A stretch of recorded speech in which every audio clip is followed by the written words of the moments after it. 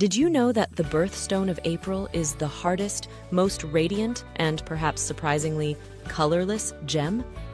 In 1912, when the National Association of Jewelers in the United States compiled the official list of birthstones, it was the colorless diamond, in its purest form, without any tint, that was chosen to represent April. And not by chance. For centuries, the diamond has been regarded as the ideal talisman for those born in spring, a time of light, renewal, and resilience. But while diamonds symbolize eternity, the stories they carry are often filled with passion, tragedy, intrigue, and even murder. Some vanished for centuries, others adorned scepters and crowns, and a few became emblems of love, or curses. So, which of the world's famous diamonds do you consider the most mysterious? And which one, the most romantic? Today, I'll tell you about 10 of the most legendary diamonds in history, from the jewels of the French crown to the sparkle of Hollywood. You're in for dramatic destinies, mysterious disappearances, palace coups, and, of course, dazzling brilliance. For each of these gems shines not only with its cut, but with its story. Before we begin, please support my channel by clicking on the like and subscribe buttons. Thank you.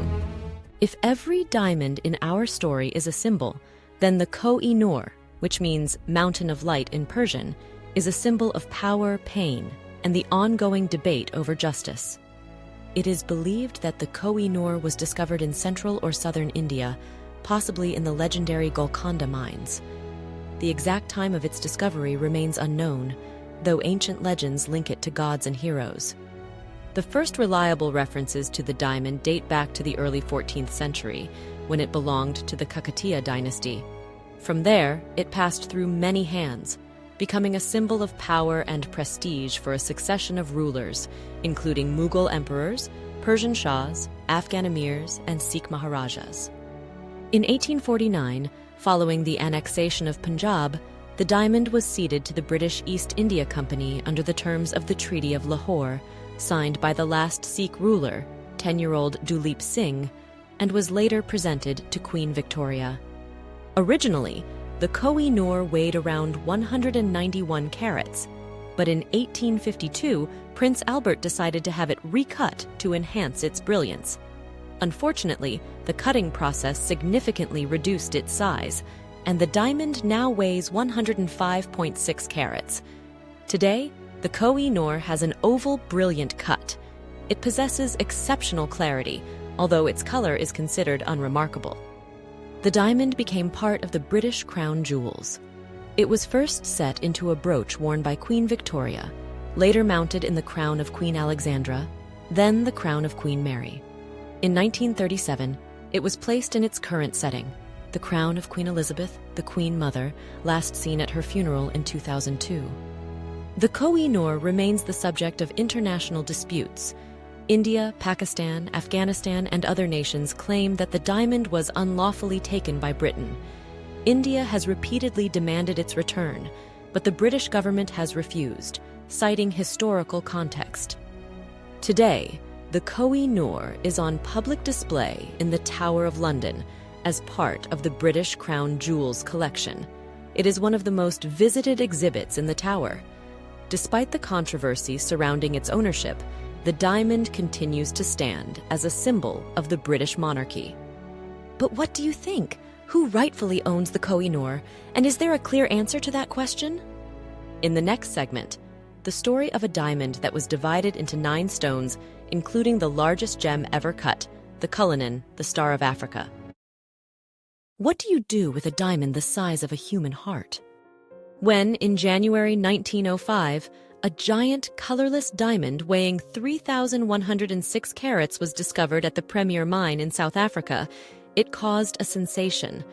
One of the workers initially thought it was just a piece of glass, but it soon became clear this was the largest gem-quality diamond ever found, and the world held its breath, wondering, who would get this stone and what would it become?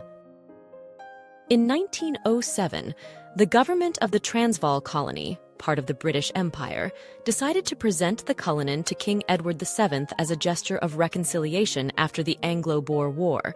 This marked the beginning of the Cullinan's story as a diamond of the British crown. To transport the stone to London, an elaborate ruse was devised.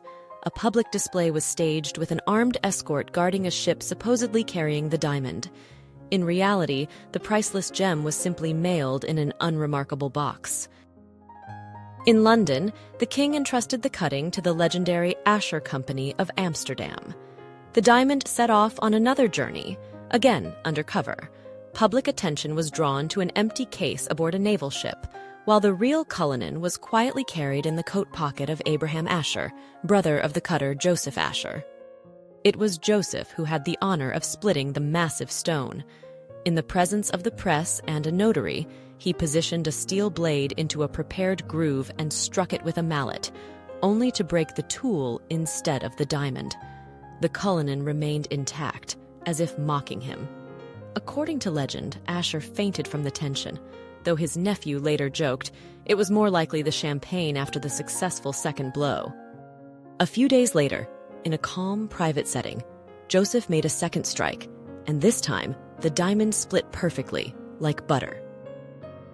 From it, 9 major stones were cut, including Cullinan I, 530.2 carats, set in the sovereign's scepter with cross, held by Queen Elizabeth II at her coronation. Cullinan II, 317.4 carats, set in the front of the imperial state crown. Cullinan III and the Fourth, known affectionately as Granny's chips by the Queen, now worn together as a brooch, one of her favorite pieces. The remaining stones are set into brooches, rings, and pendants, part of the personal jewelry collection of royal women. 96 smaller stones were retained by the Asher family as payment and became miniature heirs to a giant. Today, Cullinan I remains the second largest cut diamond in the world, surpassed only by the Golden Jubilee of Thailand. But in terms of symbolism and legacy, it holds one of the most prominent places among the crown jewels, as the Great Star of Africa crowning the scepter of the British monarch. Among all the diamonds of the Russian imperial regalia, one stands out in particular, a massive, slightly flattened stone with a soft greenish-blue depth. This is the Orlov, the heart of Catherine the Great's scepter, and a gem surrounded by legends of gods, emperors, and unrequited love. According to one of the most well-known stories, the stone was once the eye of a statue of a deity in the Indian temple of Sri Ranganathaswamy. Legend has it that a French deserter who had converted to Hinduism stole it by night, fleeing the temple with the gem in his pocket. Thus began the diamond's long odyssey through Europe. There is a theory that the Orlov and the Great Mogul diamond are one and the same, the latter having vanished from the Indian treasury in the 18th century. The similarities in size, color, and time of appearance in Europe do indeed suggest the possibility. However, no definitive documents support this claim. The diamond surfaced in Amsterdam, where it was purchased by the Russian merchant Lazar Lazarev. It was there, in the 1770s, that it became part of a romantic intrigue. Count Grigory Orlov, former favorite of Catherine the Great, sought to regain her favor by purchasing the diamond and presenting it to the Empress as a token of devotion.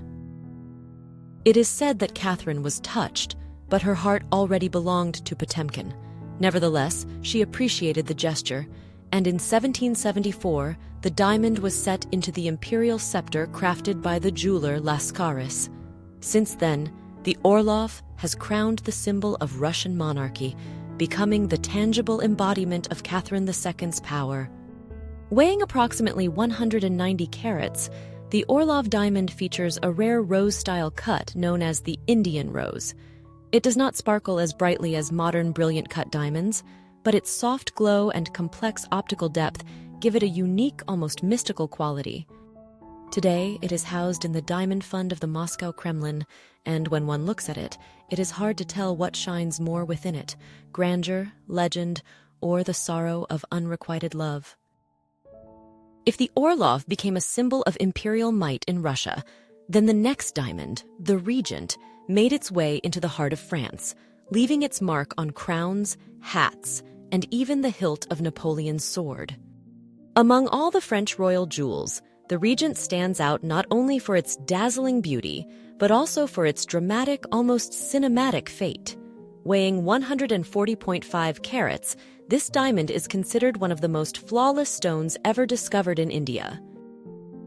Its story begins in the early 18th century in the Golconda mines, the last great diamond El Dorado. According to legend, it was discovered by a slave who hid it in a bandage wrapped around a wound and escaped, hoping to buy his freedom. But his dream ended in betrayal. The English sailor he trusted killed him for the diamond. The stone ended up with a merchant, and then in the hands of Thomas Pitt, the British governor of Madras, after whom it was initially named the Pitt Diamond. Pitt sent the diamond to England, hiding it in the heel of his son's boot. There, it was cut into a cushion shape and became the envy of Europe. In 1717, it was purchased by Philippe II, Duke of Orleans, who served as regent for the young Louis XV. Thus, Pitt's diamond became the Regent, a symbol of the French monarchy's power. The stone adorned the crown of Louis XV, then the hair of Queen Marie Leczinska, and later the famous velvet hat of Marie Antoinette.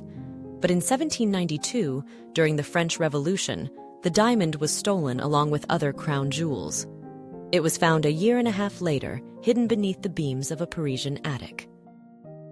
Later, the diamond was used to secure state loans, and then mounted in the hilt of Napoleon's sword for his coronation.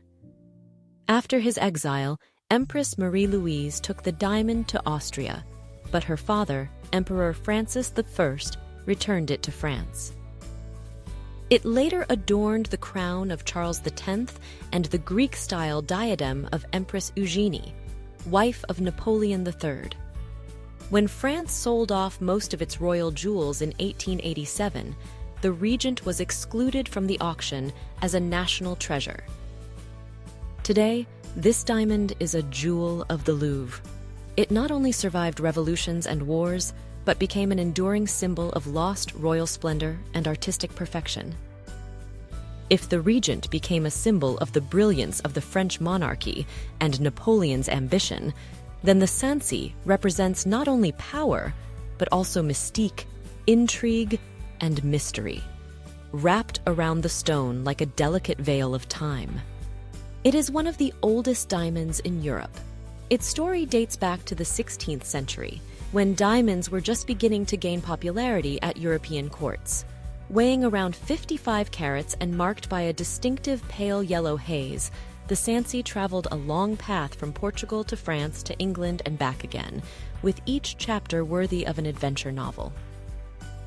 One of the most striking stories tells of a servant who was transporting the diamond on behalf of the French ambassador Nicolas de Harlay, Seigneur de Sancy, after whom the diamond is named. The courier was killed on the road, and Sancy believed the stone was lost forever. But sometime later, the body was found, and during the autopsy, it was discovered that the loyal servant had swallowed the diamond to protect it. This story, which became legend, underscores the value of the stone, not only material but deeply symbolic. Over the years, the Sancy passed through the hands of King Henry IV of France, King James I of England, and later surfaced in Spain. It was pawned, redeemed, lost, and reappeared, as though the diamond itself was choosing its owners.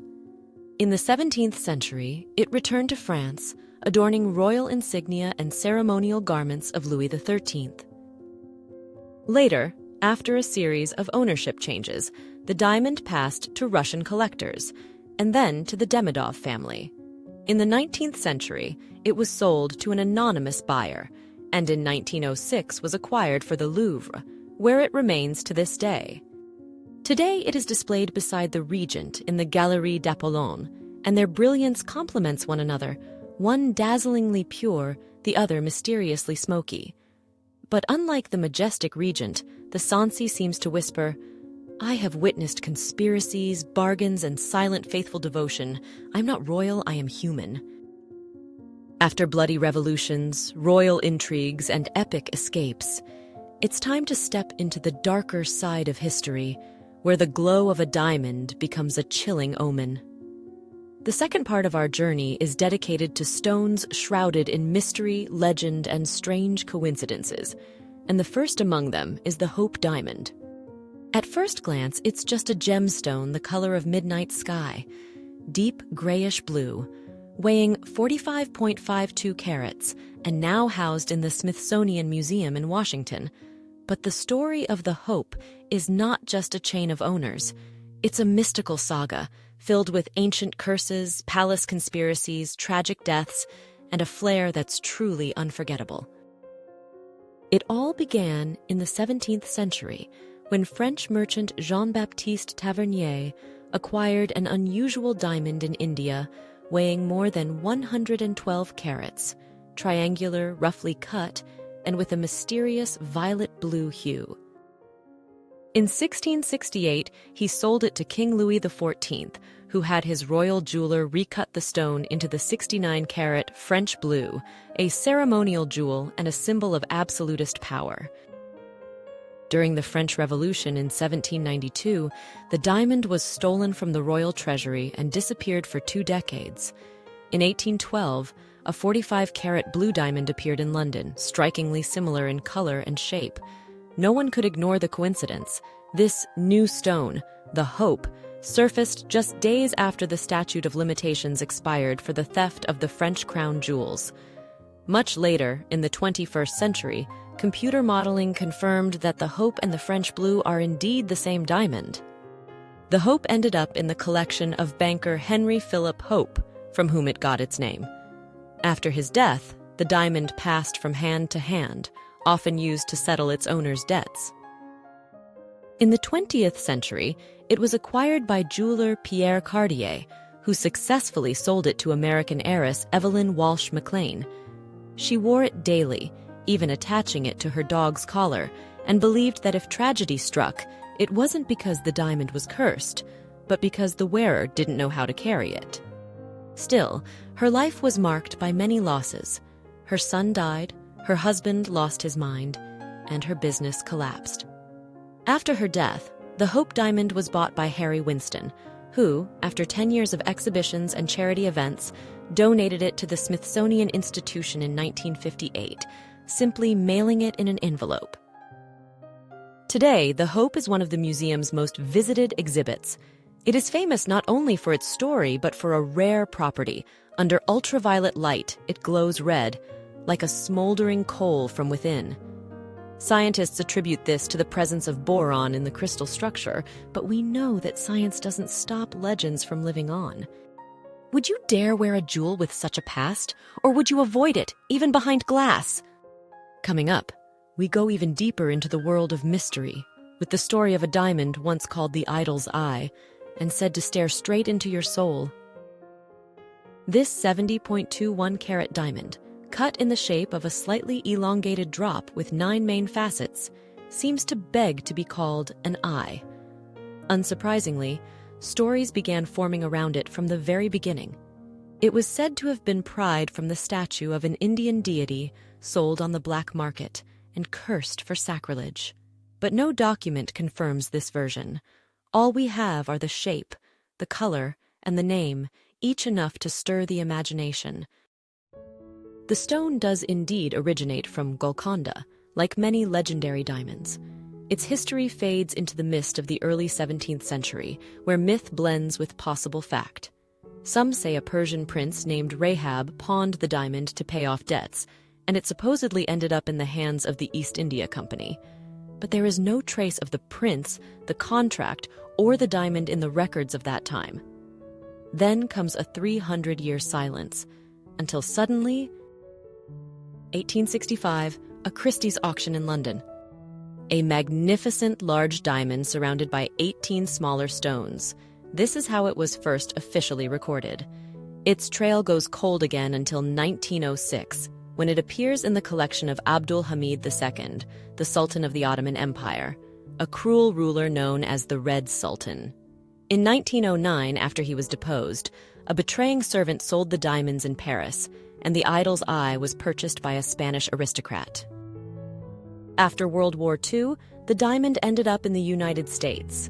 It was acquired by Harry Winston and then by the eccentric collector May Bonfils Stanton, who, according to rumors, wore the diamond to her solitary breakfast every day.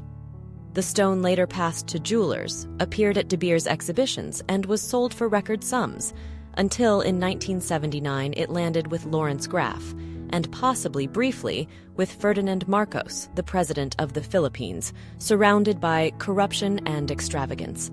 After his death, the idol's eye disappeared once again. Where is it now? A private collection? A secret vault? Or perhaps it has returned to the altar from which it was once supposedly taken. The idol's eye is a vivid example of how a diamond becomes a myth. Its story is like a mirror. Each person sees in it what they want: sacrilege, magic, madness, or simply a magnificent gem the color of sapphire. Stay with me. Up next is the story of the most feminine diamond of Napoleon's empire, the gentle Hortensia, tinged with rose and touched by revolution. After stories of darkness, disappearances, and betrayal, it feels like the right moment to take a breath and look at a diamond in which the petals of a rose seem to have been frozen in time, touched by history. The Hortensia Diamond is one of the most delicate and sentimental gems of the French crown. Weighing 21.32 carats with a soft peach-pink hue, it comes from the same Indian Golconda mines as the Koh-i-Noor and the Hope Diamond. Its color, gentle, warm, with a slight brownish-orange tint, is extremely rare. It doesn't shout luxury like the colorless giants do, but it draws the eye with its subtle, almost intimate beauty. The diamond was first recorded in the inventory of the French crown jewels in 1691, during the reign of Louis XIV. It is believed to have been acquired by the royal jeweler Jean Pitot the Younger during his travels to the Netherlands.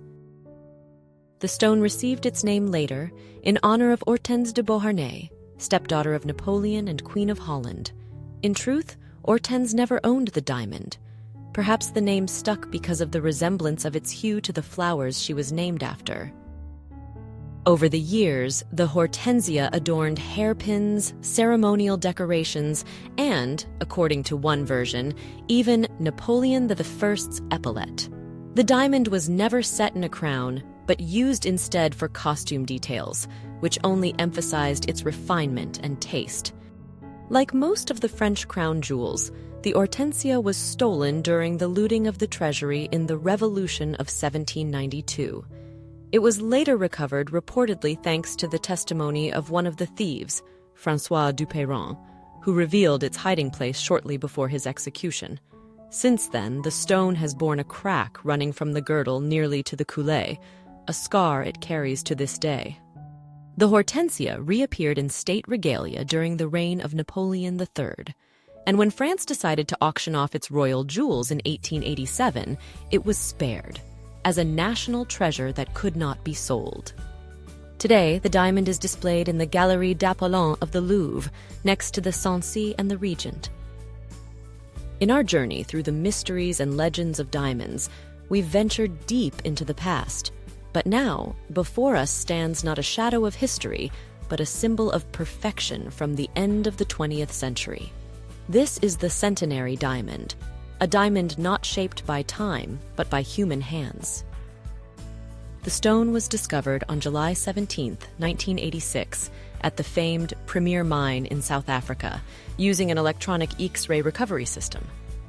In its rough state, it weighed 599 carats and looked like a bulky box with a protrusion and a concave surface, seemingly unyielding to any attempt at cutting. But it had one extraordinary trait: flawless clarity and D color, the highest grade for colorless diamonds. The discovery was publicly announced in 1988 during the centennial celebration of De Beers, which is how it got its name, Centenary. The diamond became a symbol of a century of success and technological progress in the diamond industry. The cutting was entrusted to Gabi Tolkowski, a legendary master and descendant of the family that gave the world the classic brilliant cut. To avoid even the slightest vibration, a special underground room was built with controlled temperature and silence, For a year, Tolkowski studied every microfracture in the crystal before daring to touch it with a tool. 154 days of manual cutting, 13 design variations, and finally, a unique heart-like shape without a coulee, inspired by a form worthy of a sultan's turban. This became the polished Centenary Diamond, weighing 273.85 carats, with 247 facets, a record at the time. The diamond was first shown to the public in 1991. It was compared to a bantam egg, sparkling like a polished drop of light. It was displayed in the Tower of London and insured for over $100 million, but soon disappeared. Its current location is unknown. De Beers has declined to reveal the owner, adhering to its policy of confidentiality. Perhaps it now rests in a private collection. Perhaps it's still waiting for its moment. And now it's time to step into the 20th century, a world of glamour, passion, and Hollywood drama, a place where legends no longer hide in the mists of time, but sparkle in the flash of cameras. And no one ever wore diamonds with such flair and feeling as Elizabeth Taylor. The story of the Taylor-Burton Diamond began in 1966 at the Premier Mine in South Africa, where a 240.8-carat rough diamond was discovered. It was acquired by Harry Winston, who cut and prepared it for sale. In 1969, the stone, now a flawless 69.42-carat pear-shaped diamond, went up for auction. Elizabeth Taylor and her husband, actor Richard Burton, were eager to buy it, but the winning bid came from Cartier, who paid a record-setting $1,050,000. But Burton wasn't about to give up. The next day, he called from a hotel bar in England and bought the diamond for $1.1 million, on the condition that Cartier could display it in their windows for 1 week. And so the stone became the Taylor-Burton Diamond, a symbol of star-studded love, luxury, and the envy of all Hollywood. Originally, the diamond was set into a ring, but Taylor quickly realized it was too heavy to wear. The weight bent her finger, so she had it remounted as a pendant on a necklace. In this form, the diamond made its public debut at the ball hosted by Princess Grace in Monaco, and later at the 1970 Oscars. Taylor later said she simply couldn't part with its brilliance. Sometimes she even wore it at home, in a bathrobe, in the kitchen. But in 1976, after divorcing Burton, she decided to sell the diamond and donated part of the proceeds to help build a hospital in Botswana. The stone was slightly recut to 68.09 carats and is now in a private collection, yet it remains a lasting emblem of the passion, generosity, and drama of two legendary actors. Less known to the public, but no less beloved by Taylor, was a 33.19-carat Asher-cut diamond given to her by Burton in 1968. Its past was much darker. It had once belonged to Vera Krupp, wife of the Nazi industrialist Alfred Krupp. After her death, the ring went to auction, and Elizabeth remarked, "How symbolic it would be if such a jewel ended up with a nice Jewish girl like me." She wore the ring constantly, in films, in interviews, at home, even in a robe. Unlike the Taylor-Burton, she never sold this diamond. It became her personal talisman, her shining light, as she called it. After her death in 2011, the ring was sold for $8.8 million and officially renamed the Elizabeth Taylor Diamond. And with that, our sparkling journey comes to an end. Which of these diamonds left the strongest impression on you? And if you could touch just one, which would you choose? Be sure to share in the comments. I'd love to read your thoughts. If you enjoyed the video, don't forget to like, subscribe to the channel, and hit the bell so you don't miss the next stories about royal jewels and beyond. See you in the next video!